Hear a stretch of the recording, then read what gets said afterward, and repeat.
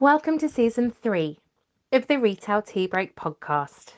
My name is Melissa Moore, the Retail Advisor, and each week I'll be joined by industry experts, retailers, and product creators to decode the myths, share knowledge, and give you an insight into the industry. So grab your cup of tea, sit back, relax, and listen in to Season 3 of the Retail Tea Break podcast. Today, I'm joined by someone whose vast knowledge of and experience within global retail is quite frankly mind-blowing. Based in Paris, he runs his own international retail advisory firm, providing services to luxury and premium brands, as well as shopping centre owners and high street landlords. His advice is both strategic and implementational, given his profound knowledge of global brands. And on top of all this, he's a published author, a lecturer, and executive coach. Chris Igwe from Chris Igwe International. Welcome to the Retail Tea Break podcast. Thank you so much, Melissa, for this invitation and this opportunity to share. I do really appreciate it. You have a love for the industry, and I do as well, and a love for people. And that's the most important part. So I'm very honored to be on your podcast. Thank you. Oh, thank you so much. And I'm so excited, as you can tell, about this episode. I seem to have gone down a path of shopping centres, certainly from a training perspective over the last year. So I'm fascinated to pick a brain of someone like you who's been so focused on this industry and so embedded in growing it and developing it. But look, before we kick off, in the age-old fashion of the podcast, in about the time it takes to boil a kettle, which I'm told is about 2 minutes, tell us a little bit more about you and about the business. Well, 2 minutes, that is pressure. But very briefly then, born and raised in Nigeria, and then moved to the UK, England in particular. So moved to England, lived in Switzerland twice, Geneva, Basel, lived in Scotland where I met my wife, lived in France twice now, and lived in the Netherlands. So that's my geographical move. Then again, I didn't start out in this industry, which a lot of people actually don't know. I spent my first 10 years as a civil engineer. Wow. Because I qualified at Newcastle University, and then I went on to do a master's at Heriot-Watt University in Scotland. So I did the first 10 years of my career. My two main projects, iconic, are Stansted Airport, that entire facade and structure, and more significantly, the MI6 building in James Bond, which we didn't know was going to be the MI6 building. So when my team in Basel designed and installed that, it was the green facade and the precast concrete that you see that gets blown up in a couple of the movies and whatever. So that's my claim to fame.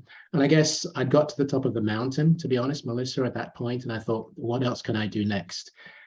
Tough projects, tough clients, and retail. I got a call from a headhunter. Long story short, Foot Locker were hiring.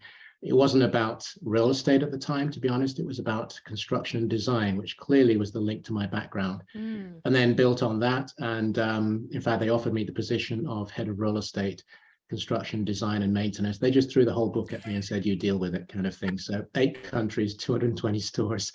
And it was repositioning the brand at that time. And I guess I did an okay job because Gap hired me after that. And then I went on and was head of ICSC in Europe, the International Council of Shopping Centers, then on to CBRE for 8 years. In between that, I had my own consultancy, and then decided I'm done with big corporates and I will focus on my own independent business, which is what I do today, as you mentioned before. So I'm an advisor, free flow, and do the different things that you highlighted earlier on. That's amazing. And look, I think it's incredible to have someone like you with your background marry your knowledge with the retail industry. So we are very lucky to have you, I have to say. So many retail brands then, I suppose, over the last few years, and I'm sure you've seen this happen throughout your career. A lot of brands are dying away. The pandemic obviously has had a huge impact on the industry and even on your specific knowledge within the shopping centre. And I'm going to use that term quite loosely as we go through this chat. Do you think that the standard shopping centre, that kind of destination place that we would drive to, do you think it's a thing of the past? I think there's 2 important parts that you've highlighted there, Melissa, in your question. One is the retailers themselves, the tenants, let's call them that for a minute, because obviously it's retailers and brands, pop-ups and everybody else in between. The main challenge which was pre-pandemic anyway, because I remember back in 2018, I was on an international platform and I did say that I believed, this was like 2017, 2018, that at least 25 to 30% of the number of stores that retailers had in their portfolio would have to go. We were just over-retailed already. Yeah. So pandemic had nothing to do with it specifically, it just accelerated the process, as you know. But the main thing was that retailers and brands in particular, so I'm talking premium and luxury, hadn't really identified what their format should look like going forward compared to where they were. So they were still like, we will build it and they will come, which is very much what the shopping center industry was doing as well. I use that to say that retailers had their challenges, they didn't deal with them, and they got hit, with the full force of the pandemic. They have had to reassess, and there's a whole different story around that, which we don't have time to develop. But to answer your question about the destination, I'm glad that you said, because people do get confused about destination being these big mega centers that we know about, the 1 million square feet and above type of thing. But destination centers can be your local center. I have one not too far away from us, which has one of the 2 most successful carrefours in France, for example, and yet few people know about it. So, but it's a destination because that is what people in the area are looking at and are going for. So the key thing, I think, is creating and understanding what a destination should be for your local consumer and community. And there is one shopping center owner here in France, I will name them, nothing secret about it, called Mercialis. Again, not many people know about, but Mercialis, they're very happy not to have these big dominant centers. They're more about, we have a center, we know our catchment area, which is between 15, 20 minutes or whatever, and people come twice a week. On the one hand, during the week to do their general shopping, and then the weekend to do their supermarket or hypermarket shopping, for example. I think that's a good example of what is it that you want to create that will attract and bring your consumer back, that is not flamboyant. One thing they're very clear on, they have very few, if any, Mercialis, that is, premium or aspirational brands, because that's not what their consumers looking for. You can go to another center that has that. So we need to understand what destination means and then provide destination for the community that it serves. And if you can do that, then you've cracked the code, as it were. Serving the community. It's about back to basics, and it really is so simple. As you say, it's not about building it and they will come. It seems very kind of flamboyant, to use one of your words, to just be so naive that you can throw all this money at a shop, a literal bricks and mortar shop, and people will come. But actually, if you understand what the community around where you've put up your store needs, of course they're going to come. So I love that simplicity. And with retail, so often it seems like we've forgotten the basics, or certainly the brands that are getting it wrong have just forgotten their basics. And I love the way you're laughing there, because I'm sure you've seen this happen a lot.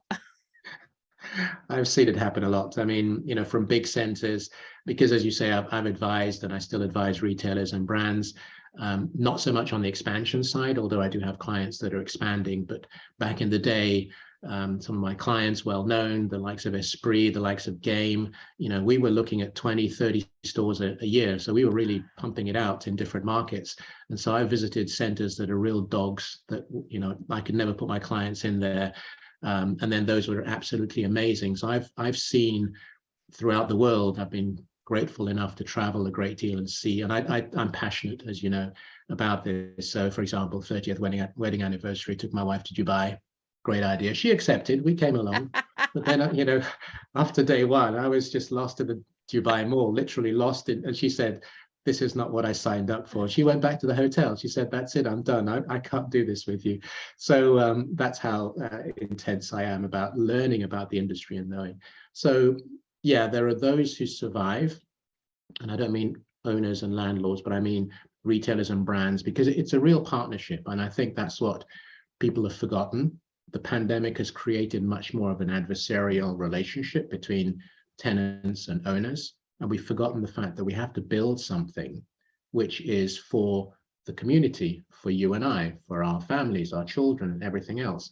Whereas there's this cleavage between the two, which is a global thing, but has improved, I have to say, as people have found ways to get over it. What do you think the future of the shopping centre, and again, I'm going to use this term really loosely, what's the future of the shopping centre like? As in, so how does it fit in an ideal world into the community, or how does the consumer use the shopping centre? I think this is a really important question to be asking, and one of my favorite, I like the fact that you talk about shopping center in the broadest sense, because let us go back to the marketplace. The marketplace, which has no walls. You have passionate people who are selling their wares, what they've built, what they've created, what they've cultivated, or what they've cooked, as the case may be. And everybody, there's kind of this energy that is there. And I think if we can find a way of recreating that energy, I know it's not simple, but if we can recreate that, that will make a big difference. But one of the key examples that I always like referring to is the Grand Bazaar in Istanbul, because the Grand Bazaar, apart from being this open space and environment, obviously within one roof, the tenants, if you want to call them that, I was thinking of a different word, but they're kind of interacting. Now, over the years, it's become a lot more invasive, as it were. So when you're walking down, you kind of get accosted, and you don't always want to buy. But the style, basically, I think, is there. It's the fact that they love what they do. So they are retailers. They are, I'm thinking of the French word commerçant. They have their own business within the environment, but they love what they do so much. They want to communicate that passion to you. And if there's a way in which we can communicate, I know we can't take the bricks and the walls down, so let's not get carried away. But if we can somehow marry the market experience, the Istanbul Grand Bazaar and other markets and bazaars like that around the world, with the physical environment of a shopping center, then we're onto something.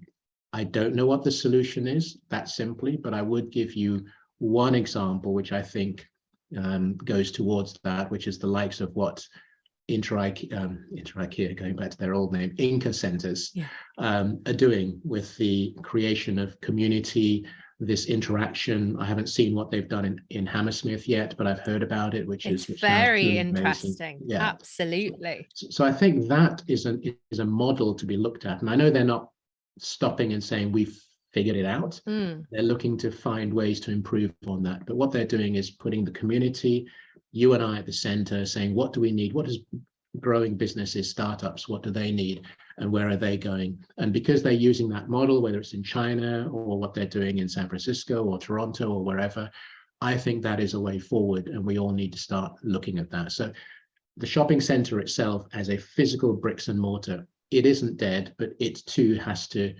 reassess itself. And I'll give you one final example, if I may.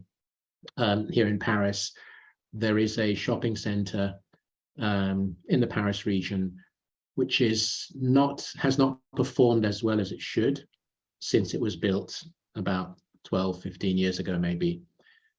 They've decided, the owners, that they're going to take out the traditional retail, which are basically fashion and accessories and so on, and they're building, or they're going to be including, not only immersive experience, but they're also going to be including more leisure and restaurants and so on. So repositioning the thing entirely, which is a brave move. You don't sort of take all the furniture out and start redoing things, which is what they've done. But I think that's what the industry needs, is that this bravery that we used to have, of many people I've had the privilege of working with and knowing over the decades I've been in the industry, where they have been incredibly pioneering, real risk takers, and saying there's a different way of doing this. So those are just my thoughts.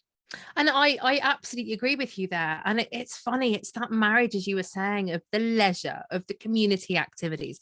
It's bringing the excitement back. But also, I'd never thought of it like the Grand Bazaar idea, that actually there's some real warmth and excitement about going down these little paths with lots of little shops on the side. And you kind of don't know what you're going to get. And by the sounds of it, this new version, whether you look to IKEA and Hammersmith, and it's a fascinating look at what they've done there, you kind of don't know what you're going to get. And maybe that's what we need. We're very set.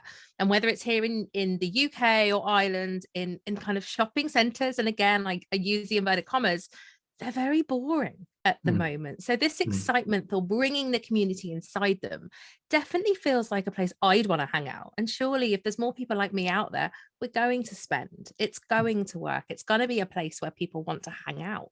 It is. And I think the other maybe simplest or easiest win, to be honest, would be the idea of pop-ups or short-term tenancies, which I know, thankfully, have finally started to kick in, because, you know, I've been going on about this for, I don't know, 20 odd years, and people are saying, no, we don't want short-term tenants because, you know, it impacts valuations of shopping centers and my building in the high street and whatever. But there was no, I want to test this. But now, as you know very well, owners are looking very much at whether they're physical in the high street or within shopping centers, saying, let's look at the pop-up or short-term tenancy options and see how we can integrate that to create that point that you've just raised, which is the discovery sort of thing. Because when you have a pop-up, whether it's a weekend, a month, or a year, and even within a year, you can still have or encourage that tenant or that concept to evolve or enable their product, merchandise, whatever service they're offering, to improve over time. So different colors. So you never know quite what you're going to find. And inevitably, the idea is if you don't come now, you're going to miss out on whatever it is. So that sort of expectation. And I think that's how you can create a lot of that dynamism or that movement, once again, within the industry or within the environment. Do you think then that going forward, is there a better way to put all these brands, these retailers together under one roof in that respect? I think it's going to be very hard to find a new model, if you like, because we still have the owners and investors have their own criteria for success, which is obviously financial as much as anything else. And I don't think you can take that away. So, you know, everybody's got shareholders. There's always somebody who, from an investment model, says that is not going to work. As you know, the big issue has always been turnover rents, which is a model, yes, used in the outlets, but there are very specific aspects. So you can't just compare one with the other. But the owners will always have to find a means for the return on the investment. The idea simply that we as consumers enjoy the center and therefore we keep coming back isn't enough for them to say, yeah, that works. What's the model of the future? I don't know that there is one necessarily, but I think if we have to combine the digital piece with the physical, and if there is a way of marrying those two together in a way which is exciting generationally as well, for example, you know, we know that obviously the younger generation is much more familiar, whether they're digital natives or whether they've learned it as time has gone by with these new platforms of TikTok in particular, and Instagram. Is there a way to combine both of those so that you get a digital experience before you go to the center, and then whilst you're in the center, and of course, once you've gone home, you're not forgotten, and you come, you know, you get invited back through different marketing strategies. So I think there's a creative piece that needs to be looked at for that to work. But for the physical on its own, the stores in the shopping centers, I don't think that is a long-term easy model to achieve, because going back to your very first questions, retailers who are not succeeding, let's face it, there are some really good, well-known brands who are closing up centers, closing up markets. You know, we could spend, you know, the next half hour reeling off names between you and I, names you didn't expect to go away or to close because they have financial constraints and they're not meeting them anymore in different ways. So I think there's a real reset that needs to be done overall in the industry, and we're not even going to go down the rent conversation, because that's a big one. It is, and I'm sure actually that's probably a conversation even over the next few months as inflation continues to soar, as that R word, the recession, kind of almost kicks in across Europe, and we see what happens. But on a slightly, and actually I don't know if it is a more positive note, you've mentioned the digital there. How on earth are physical stores, destination centers, how should they be competing? Or have you got any good examples of maybe, as you said, the marrying of the two, this blended good use of digital and physical? Yeah, I think I mean, let's stick with basics, as it were. The Apple Store, although we've moved on and we don't really think of the Apple Store anymore in the same way as we did. But let's face it, Apple is digital. So when you go into the store, and the more and more stores, I saw their store in Los Angeles, which I have to say is just one of the most beautiful stores in the world. They took a theater and they remodeled it. And honestly, I was just sitting there in awe. But that is, yes, they've got the cash, let's be honest, but there are others that can do it at a smaller scale, where you sort of go, wow, I didn't know that brand could redo that. The other day, I was at a couple of days ago at Foot Locker on the Champs-Elysees, because they've just opened a new store. I've never seen a Foot Locker store like that. And between the design, the merchandising, the images, as well as that, to your point, the connection. So sign up for this membership or this connection, or get more in. So they're creating that combination of digital and physical to have a consumer that is going to remain engaged with them in different ways. And obviously we know that Adidas do it, and Nike through their running, run the cities or run the world or whatever.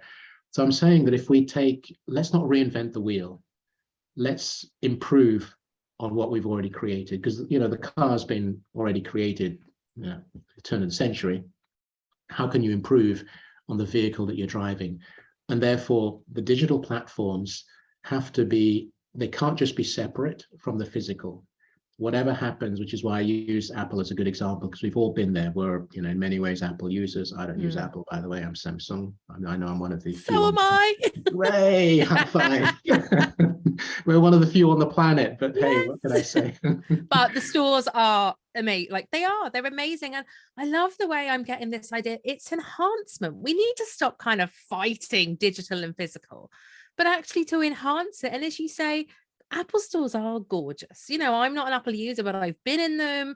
I've seen how kind of the touch and feel is there, but it's still seamless in that respect. And that's the key. It's the fact that we don't want to be interrupted, whether we're highly experienced and we've had a long career in the industry like myself. There are things that I find incredibly irritating, which are, in a sense, you're tripped up by technology. And for me, there is no excuse for that. Absolutely no excuse. There's no reason that should happen. So we can talk about the customer journey from the moment I'm at home to the moment I go and pick up the product, if I still want to be in a shopping center or whatever. There should be absolutely no hiccups at all. And when it doesn't work and I want to take it back to the store, they should take it back. I remember back in the day in Gap, for example, you bought a pair of jeans in San Francisco. Maybe there was damage, maybe it didn't fit or whatever. You came back to Paris and you handed it back to them. There was no discussion. It wasn't like, oh, you bought it over there, you can't take. Whereas I know other brands do that, even at that stage. I won't cite who they are, but they would say, no, you bought it there and we can't take it back because it'll impact our sales and all the rest of it. I don't care. I am a customer of your brand.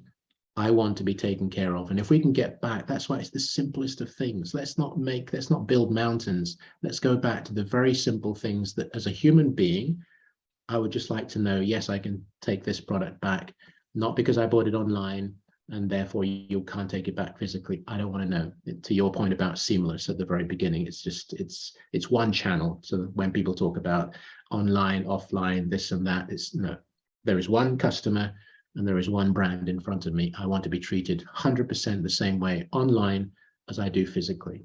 And that's where brands need to get to, or retailers, it doesn't really matter. That is so simple. And yet my heart almost wants to explode.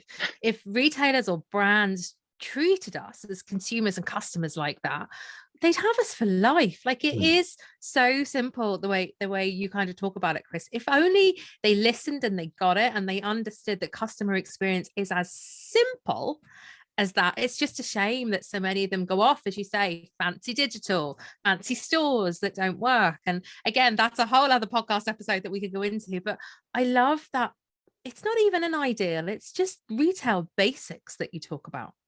It is. And I'd add one other part to that, Melissa, which is one of my big soapboxes for a long time has also been the staff training. Because they are the window to the world. Maybe not necessarily online, but they still are. If they have these chat boxes and whatever, they're probably automated, but you assume there's a man or woman behind the scenes there.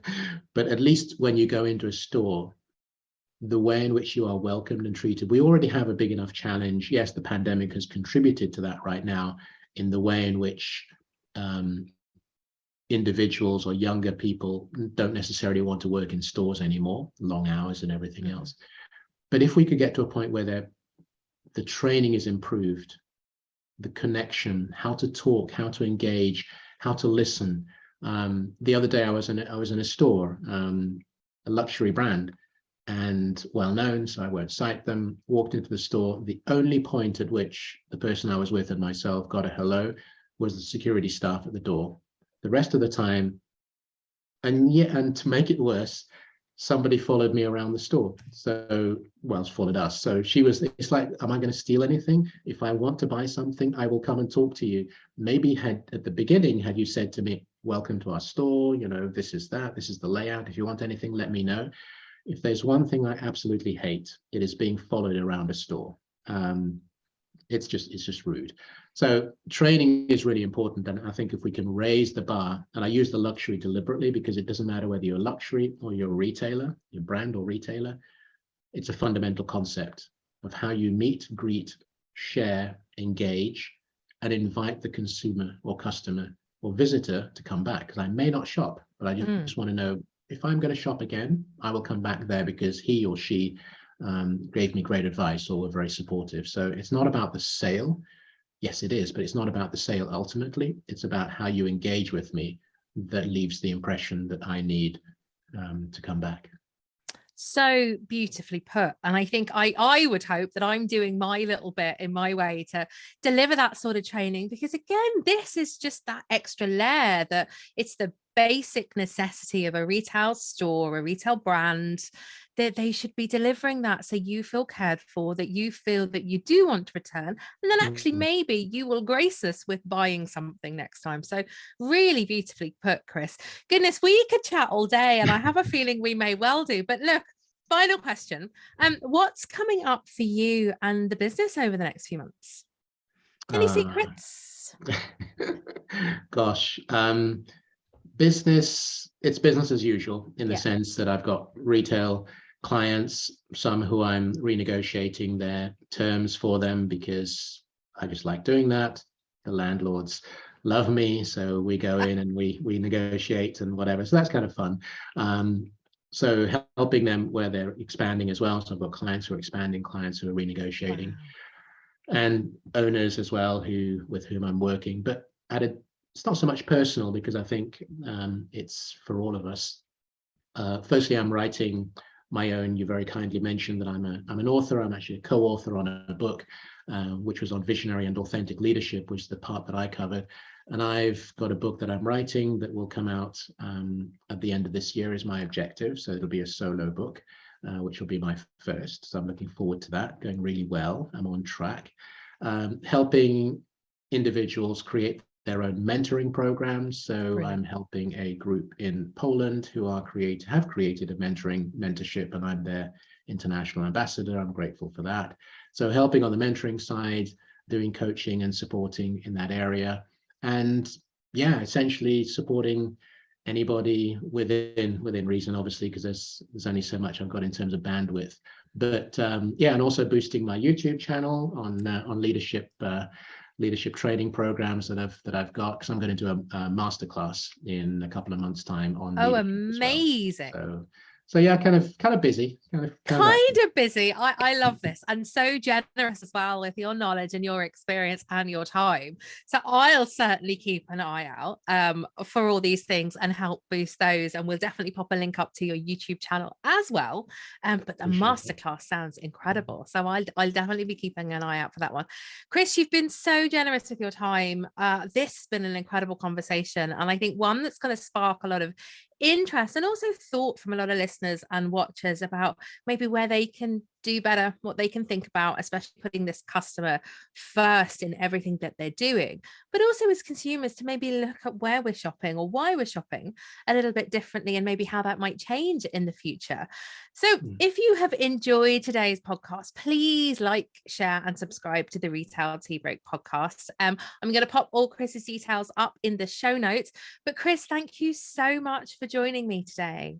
It's been an absolute pleasure, Melissa. Thank you so much for inviting me, and I've really enjoyed it. And like I say, anything that I can do to support you and the others, then you've got my details now. You know where to connect with me. I'd be happy to do that. And if I could just leave with one thing, I think what I've been pursuing, and I'd like others to do so through your work, which is fantastic, is take the conversation to a higher level. We've got to have higher level thinking and higher level thinkers in the industry. And that's what I've been seeking to do. So when I do my mentoring, when I do my coaching, when I challenge people, when I do my posts, it's all about what can we do to improve and be better. So less of this competitive notion that we have, but more about the creation. I don't like the word collaboration as such, but creating something bigger and more enjoyable for all of us, but also, of course, for others that are going to follow. So lovely to be here, and I really appreciate the invitation, Melissa. Thanks again. Thanks, Chris. And everyone, see you next time.